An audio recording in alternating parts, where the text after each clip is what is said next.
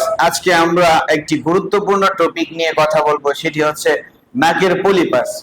আমরা দীর্ঘদিন যাবৎ সফলতার সহিত নাকের পলিপাস, নজেল পলিপস নিয়ে কাজ করে আসতেছি। আমরা এখন পর্যন্ত আলহামদুলিল্লাহ, আল্লাহর শুকরিয়া, অনেক পেশেন্টকে এই যাবৎকাল ট্রিটমেন্ট করে আসলাম। অনেকেই আমাদের এখান থেকে ট্রিটমেন্ট নিয়ে আলহামদুলিল্লাহ 100% সুস্থ হয়েছে। আমাদের এখানে এরকমও পেশেন্ট আসছে যে পেশেন্ট একেবারে ভয়াবহ অবস্থা, যে একেবারে শ্বাস প্রশ্বাস অফ হয়ে গেছে, মুখ ছাড়া নাক দিয়ে কোনো শ্বাস প্রশ্বাস নিতে পারে না। এমন অবস্থায় আমরা এই রোগীকে ট্রিটমেন্ট করার পর 15 থেকে 20 দিনের ভিতরে এই রোগী পুরোপুরি সুস্থ হয়ে গেছে। প্রথমে কারণ আমি বিশ্বাস করতাম না এই মেডিসিন ব্যাপারে। 6 মাসের ভিতরে আমার ডান পাশের নাক দিয়ে নিঃশ্বাস ফেলাইতে পারি নাই।